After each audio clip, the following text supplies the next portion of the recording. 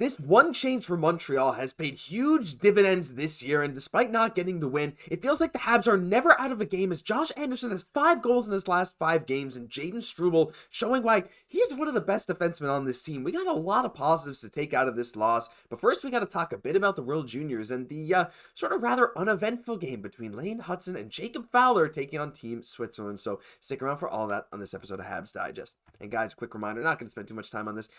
Remember, 54% of you guys are not subscribed, but actually I'm not going to ask you to do that. If you don't want to, you don't have to, but if you can hit the like button on this video, a post-game reaction after a loss, you guys want to boost this, get some other people in here to get some positivity around the Habs, we'd really appreciate it. But before we get into that, we got to talk a bit about Hutson and Fowler, and there's a lot of disappointment in the Habs community today, Jesse, after Team USA's game against Switzerland, and we're here to kind of maybe give a more positive spin to that. That's what we like to do here, right? So as you guys may or may not know, Team USA and the World Juniors took on Team Switzerland and won in a bit of a rout, 11-3. And this was Jacob Fowler's first ever World Junior start, as he got the start for Team USA instead of Trey Augustine. And, well, in an 11-goal win, Lane Hutson had 0 shots and 0 points, while Jacob Fowler put up 21 saves with an .870 save percentage. And a lot of Habs Twitter, I know, I shouldn't be going there, very disappointed. And maybe for somewhat good reason, like Lane Hutson looked worse than a lot of other defensemen who played that game. But Jesse, like, in a one-game sample size like this, even without the production necessarily from Hutson, there were still moments where his gravity was just almost like otherworldly. Like, I'm not worried about this at all, but like, what are your kind of takeaways from this? Like, I assume they're not as negative as maybe some other Habs fans have been saying. I think that the word is out on Lane Hutson with other teams. So for that, he's just starting to attract so much more attention. So of course he's going to need to adjust, and maybe it's a little bit harder when you're kind of getting a little bit of those double teams. So, Lane Hutson will definitely have to adjust to that, but all the same, right? Not too much that you can complain about an 11-3 victory. Of course, we'd like to see him, getting some points there, but as a defenseman so highly touted for his offensive skills, it's almost nice when you almost don't hear his name, because that's often the sign of when like a D-man is doing a good job, right? Is when you don't really hear him as well. And I mean, a great milestone for Fowler as well, right? Of course, I'm sure he wished that the save percentage was up a little bit, but it's a save all the same, right? It's a win all the same. So, he's off to a good start. We haven't seen the last of him in this tournament. I'm really excited to see how these two continue in their progression in this tournament. Yeah, like, I don't see Trey Augustine maybe looked better in his game than Fowler did in his, sure, but at the same time, I don't see a world where Team USA doesn't at least try out Fowler for another game. And like we saw Lane Hutson when they played Canada in that pre-tournament game, he looked like one of the best players on the ice. So against better competition, he's looked good, and we don't know, maybe Team USA has said like, hey, Lane, we want you to be more defensively responsible this game, don't take too many risks, we don't know. There could be a million factors, but at the end of the day, it's a big win for Team USA, and while we're still cheering for Team Canada all the way, it is nice to see Fowler get a W, although, we're not exactly hoping for Team USA to go all the way. Let's just be honest. But let's move on to the game, Jesse. And there's, look, again, there's a lot of negativity out there today, but we're here to bring a different spin to that. So as always, as I bring up the box score, feel free to pause, take a look through. There's some big good stuff, some not so good stuff. The first thing I'd like to talk about is Josh Anderson. And that's the pretty obvious one, Jesse. We got to open with him, and we knew that Josh Anderson's goalless streak was not going to go on forever, right?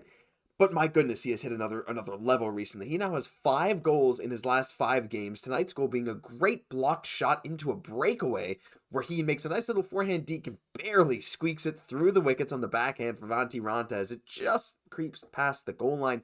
I thought, again, he was Montreal's one of their best players tonight, and that's been a common theme recently. I mean, again, 5 goals in the last 5 games, Jesse. I feel like a 20, 25 goal season at this point is, well, maybe 20 is not out of the question. No, he's definitely bounced back, and you have to feel like that was such a great goal for Josh Anderson because of his speed. He's used to getting these opportunities. He's not a stranger to being in the front of the net on a breakaway, but what doesn't happen as much is really finishing on those opportunities. So even though he was just able to barely kind of squeak it through the wickets there for that goal, it was so nice to see. And he really provided that spark tonight where it's like, you had to feel like we had like a shooter's chance. If we could just get enough chances on goal, we know that with Carolina, that's their one weakness, right? Is their goaltending. So we were really close with that strategy for a good while. Just weren't quite able to get enough opportunities at the end. Yeah, for sure. And like Montreal was good at creating their opportunities. Matheson on that great power play at the end of the period with a wraparound goal. Um, but the one thing that we wanted to talk about here that I kind of opened the video with, I'm probably going to put a timestamp here, is the fact that it feels like Montreal is never out of a game. And we were talking a bit before the show, and while yes, this was a loss, 5-3 to Carolina. Of course, the empty netter hat trick over Andrei Svechnikov, whoop-de-doo, whatever, 5-3. But at the same time, Montreal was down 2-0. And for the second straight game, it's Mitchell Stevens, while the team is down 2-0, that gets the goal to spark the comeback. Of course, Matheson then ties it. Carolina goes up. Then Montreal scores again with that Anderson goal. It just feels like different, right? There's something about this year, this team, Jesse, whether it's experience or not, and there's some inexperience too that I'm sure we'll get into in just a minute.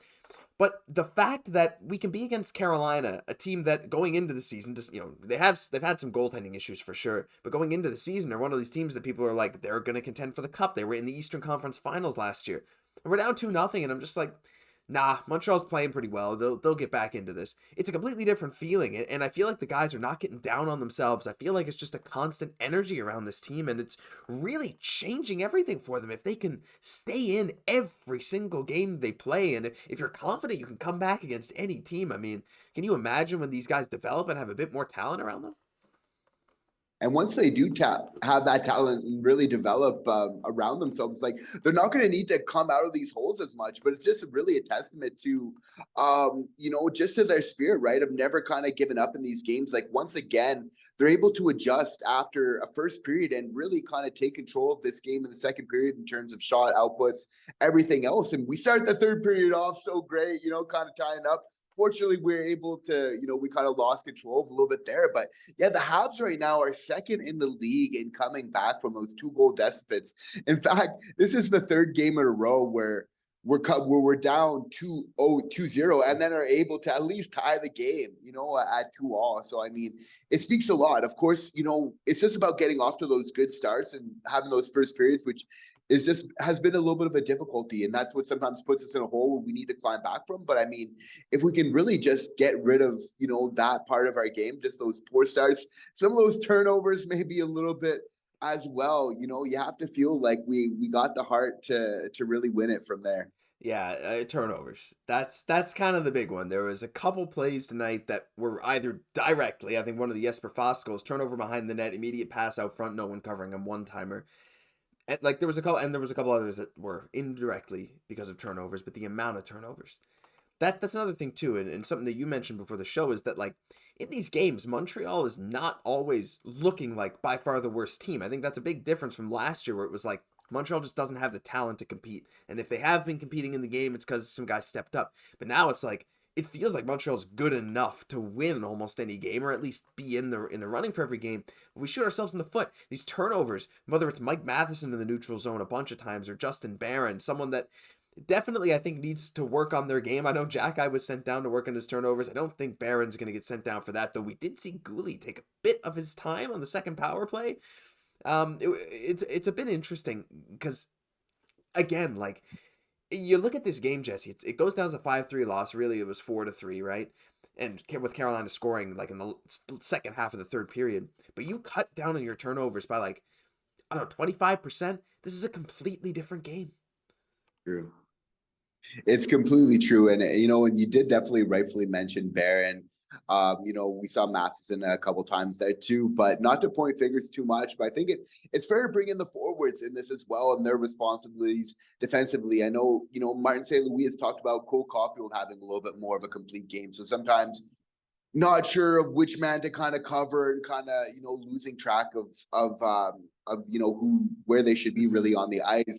So it's a little bit unfortunate there, but at the same time, it's like, I'd love to get your advice on to like why you think maybe this is for the turnovers. Let's say for a player like Barron, like why would you chalk up the turnovers right now? What do you feel like he needs to do in his game to kind of really turn around that part of his game? Turn over that part of his game.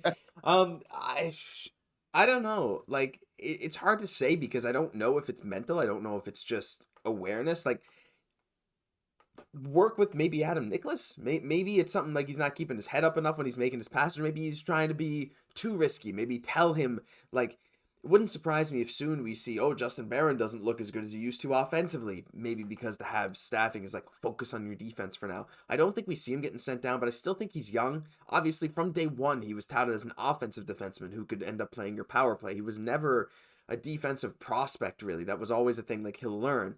But again, it's kind of costing the team at some points now, and I know Marty's been frustrated with it, but he's also been giving Barron all the chances in the world to remedy it, and I think that's kind of what you got to do, trial by fire. And like we've said, there's so many guys coming up, Jesse. We got Reinbacher coming on the right side next year. Whether Mailloux makes it or not, we're not sure because he kind of has a lot of the same problems as Barron. But there's guys, right? We saw Harris return tonight, and he played right D alongside his Northeastern teammate, Jayden Struble. Yeah, I'm not really sure, but before we end the show, we'll transition a little bit. Juraj Slafkovsky got hit in the head on a check. He went out for a concussion protocol. Hope he's okay. Mitchell Stevens got hurt near the end of the game. Hope he's okay. But quick note on Jayden Struble. Jayden Struble, I thought was one of the best Habs players tonight, Jesse. I just wanted to get your thoughts on him because he's been drawing penalties. The amount of times he gets a burst of speed to shut down like a breakaway is insane. Even though he was touted as an offensive prospect, he has shown flashes of defense that a lot of these Habs defensemen haven't done. I'm continually impressed by this guy, and I don't want to see him leave. It's amazing to see how little mistakes Jayden Struble makes. Like, even with Cayden, Guhle, a defenseman, that's so great that we're so happy with. Even him, we'll see him make the odd mistake from time to time, right? I know that Jayden Struble's not quite playing the amount of ice time as Cayden Guhle right now, but still, it's phenomenal to see, right? Like, not only his speed, but also like his strength as well. A couple times, this is ability to be able to back check and just kind of break up a play last second. We've seen him play goalie in nets when he has to, kind of saving some goals for this team as well. So just amazing, what he's really doing so far, really solidifying himself and just looking like a complete pro right from day one. Yeah, and that's often what you want to see out of a defenseman, right? Like, the compliments we're saying from him, like you said, there's so few negatives. Like, I feel like every game we watch, I'm like, Jayden Struble played pretty well. He didn't really do too much negative. And maybe you'll see the game card and it's like not the best or whatever. But when you're watching him, it's like, I just feel safe with him on the ice, right? Because he's able to protect other players, something similar to what Xhekaj did. He's able to be physical, lay a big hit. Matheson, by the way, laid a nice hit tonight. Man, Savard laying the body.